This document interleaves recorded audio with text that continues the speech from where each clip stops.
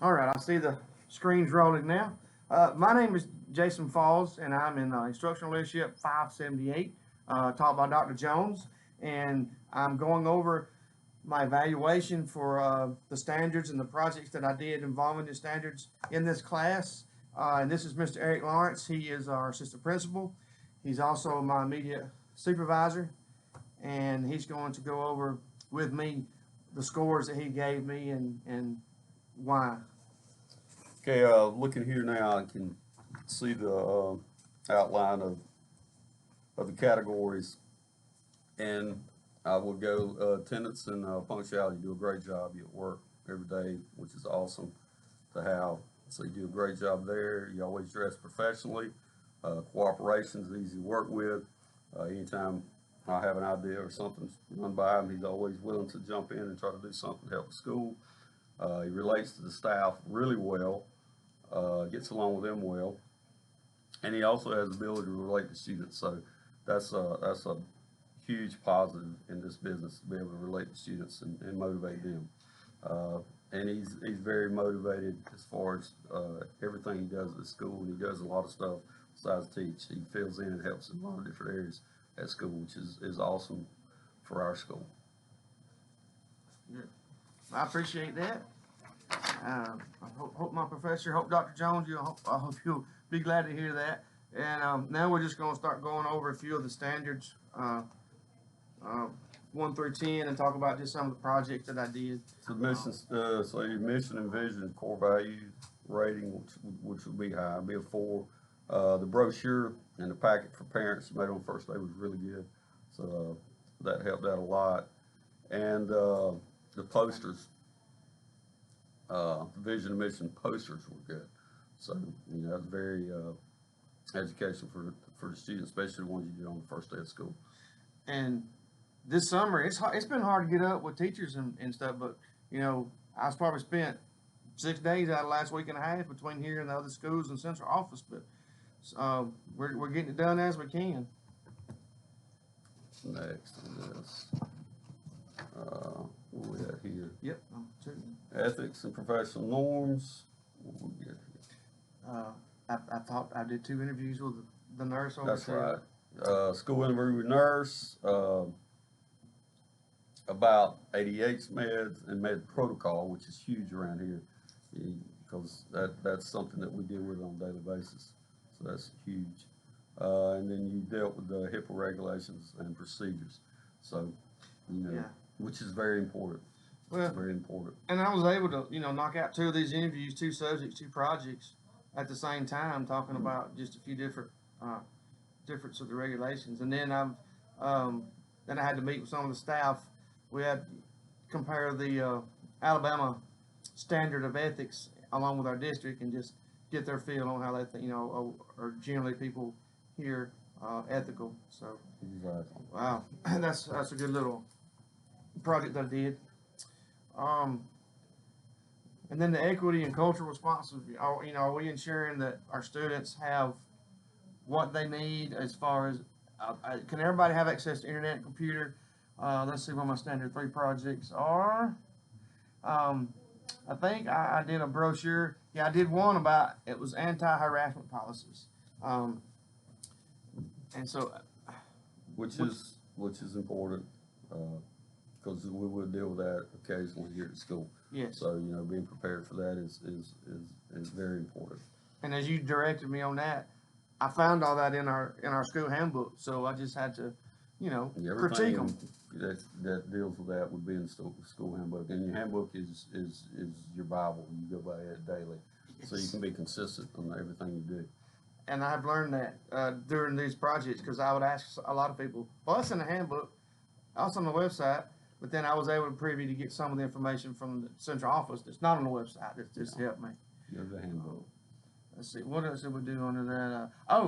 The student placement process. I was able to talk to the school counselor and just talk about how they determine, and you could probably reiterate this, like when we get a new student, how do we determine what grade, what classes we put them in? Well, this is what I did, but maybe you want to. A lot of it comes in what their the information we get, the paperwork we get in there from them, and then you determine you know, what grade they go in as far as that goes. If there's any learning disabilities or things like that, if it's not in there, you know, we got ways to try to figure that out and help the student. The biggest thing is place the student in the right environment Yeah, and get them in the right place they need to be. good deal. The next one, standard 4, this is the curriculum and instruction. Some of these questions I could get answers to from Brandy Paramore at Central Office. You know, she's the director of assessment and accountability. But some of the projects I did under this, I mean, we did 30 projects, so I'm having to look at my notes myself. Okay. Again, I had to refer to the handbook because I had to review bullying policies that specifically pertain to LGBT. But what I found out, as I mentioned, our bullying policies are for everybody. We don't have special, when we treat everybody, we go by the same guidelines, don't we? Bullying, no Yes. matter, you know, no matter who it may be. And that's kind of what I thought before I researched it, but, and I did my assignment as I mentioned. And this is something that, you know, you helped me well a bit on this, as far about our discipline policies, you know, what strengths and weaknesses might be, what there might be, and how some of us teachers, you know, we would support behavior intervention programs, but you may want to elaborate a little more on what you're, you know, what we talked about, the strengths and weaknesses on our discipline policies. On this policy, the main thing is just being consistent with what we do. You know, we have our code of conduct, what we do. If we have an issue or a student that is constantly having the same issue, and you know, the first thing I always do, and that's what I always tell teachers to do, is you contact the parents. Well, I'm gonna contact the parents too, and it may be to a point where we have a meeting with the parents and the teachers. A lot of times that seems to help. So it's good to put a face to the parent, and the parent be able to meet the teachers, and that tends to always help once we do that. And another thing Mr. Lawrence teaches, and he told me this, and most teachers, you know, we don't just route a student up the first time they do something that's just very bad. You know, we talk with them, and then we call the parents. That way, when Mr. Lawrence calls them, they're not shocked. Well, I didn't have any idea anything was going on. So, you know, if we stay with that system, then he's able to support what we do, and the parents able to support what he does. Exactly. Communication with the parents is key to this whole operation around here. And we talked about the community. That's actually one of our next standards. You know, I may have skipped standard 4. We went straight to 5. No, we talked about both. I'm sorry. Yeah, standard 6 is our professional capacity in school personnel. We were just talking about before the video. I had to lead a PLC, a professional learning community, and just talk about, you know, are they a good idea? What would be some of our subjects on that? And I had to develop a school website that, based on information I got from teachers, if you were a teacher coming to work at our school or our district, what are some things that you want to help support the teachers, help to retain the teachers, and help develop them? So I just put, you know, they want benefits, they want to be in part of a good environment where they feel like they're heard, and they want to be able to go and take advantage of professional development, which we all do that. I know there's 5 or 6 of us teachers that teach AP classes, as we were talking about earlier. I've been up here trying to get my finances correct. We're all going to trainings next week. Yes. You do the 5? Yes. Actually, I think I did 6. That was standard 6. I'm sorry. This professional development, the PLCs. Standard 5, community of care and support for students. That was the bullying policies. I'm sorry, I'm getting mixed up, but you can tell we ain't scripted this because I want it to be real. So we'll move on to standard 7, which is a professional community for teachers. I knew I was missing some. That's where I led the PLC. I'm sorry. Some of these are so similar. Where are my other standard 7s? They're back on the other page. Hope you don't fall asleep, Dr. Jones. Oh yeah, I had to develop a lesson plan, and that's just like we do during the school year. I got with another teacher, and we reviewed the standards for that course, and then we developed a lesson plan that would be engaging to the students and try our best to teach them the concepts and it's all about building relationships, isn't it, Mr. Lawrence? That's exactly right. Building good relationship, teaching the standard, and that way we can get test scores looking better every year. Which is all part of the assignment I did on the strategic plan. So this all these are related because our strategic plan is geared towards it takes the raw data and it tries to see what we need to do, resources to improve our scores. But we also take in consideration, just like previously, the student, their well-being, the community, the school environment, the climate. It's all intertwined together. Yes, just like students, they know if they get called to your office, they're likely to be in trouble. But Mr. Lawrence, he don't yell at them. He listens to them. He talks with them because, and we see discipline. It's not punishment. It's an opportunity for a student to correct their bad behavior, which all this goes along with correcting a good. And sometimes it's an opportunity to find out what's really going on with the kid, because a lot of times that's the problem.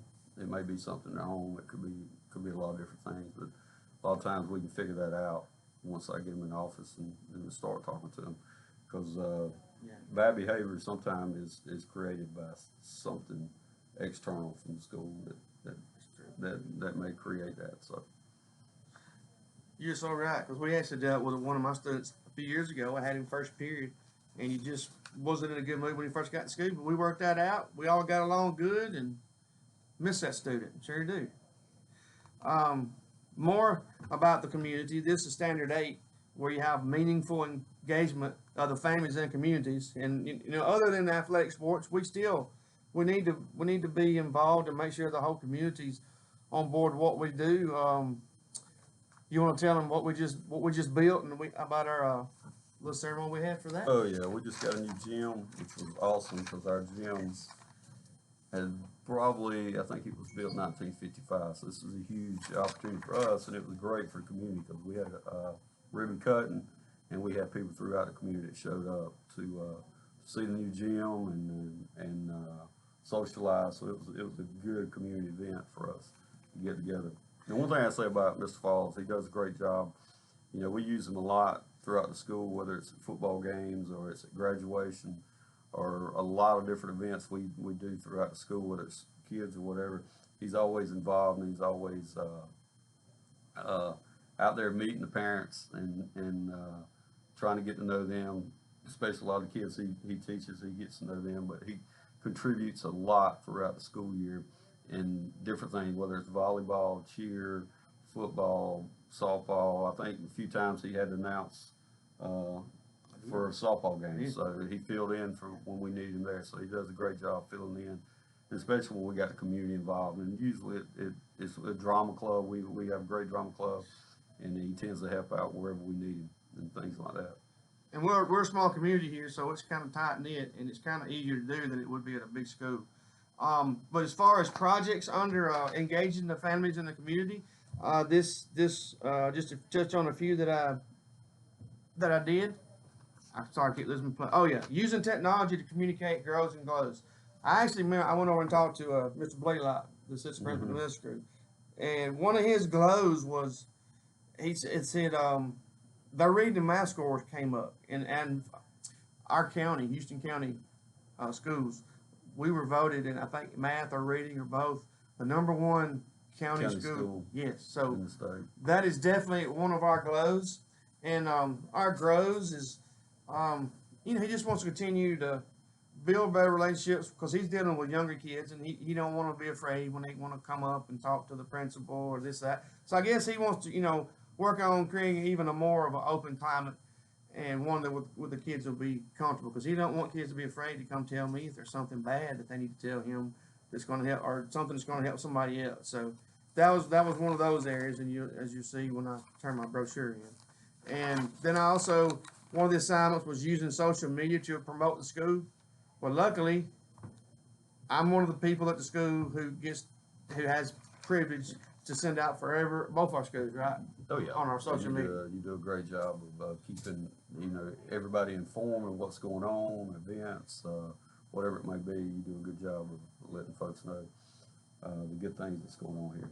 I think last year we looked up the statistics, and I think I did over the school year, over 9 months. I think I did 1,200 posts myself. Yeah, but people think they're all for me, but they're not. I just post for other people, but I get to blame. I'm sorry to see your name. I'm tired of seeing your emails, your posts. And this will be one of Mr. Lawrence's specialties, operations and management, because along with discipline, he basically, as assistant principal, and I've learned, he runs the day-to-day operations of our building. And so I actually had to look up the policies about operations management. I had to create a little character that, displayed what that meant. And then there was a few more on here that I did. Yeah, I did review the indicators of operation and management. I had to create a little avatar to address the central focus of Standard 9, which is, running the building, operating it. And then I got to research policies for purchasing materials and supplies, which we teachers, we get to order stuff. So, who I went to speak to on that one, to learn all the policies about purchasing, credit card use, you even have to do a requisition before you do a purchase order. And then you got to have all your ducks in a row and your I's dotted and T's crossed, or you're going to end up paying for something yourself, and oh well, you don't get reimbursed for it. And this is another big one. Now I gotta admit, I did, again, Mr. Lawrence, during the school year, he let me assist back in January with bus evacuations, but I didn't get to do one this summer because they don't have them. But if you want to just tell a little bit what we talked about there. Yeah, we do bus evacuation. You got to do it twice a year, one at the beginning of the school year within the first 2 weeks, and one at the beginning of the second semester. So we'll do that in the mornings, and I'll let Mr. Falls come there and help me show me what we do, show him how we do it, and he assisted with bus evacs this year, which was great help for me because we usually try to get it done, and the more people I got there helping, the better it is to make sure these kids and the bus drivers are aware if something happens, so you know what to do. So the more you practice it, the better you'll be in case something like that was to happen. And just as Mr. Lawrence said, this is my 4th year at this school, and they've known ever since I've been here that I was going to work on getting my master's in instructional leadership. So they have, throughout the years, Mr. Lawrence and our principal, they both have let me do things such as bus evacs.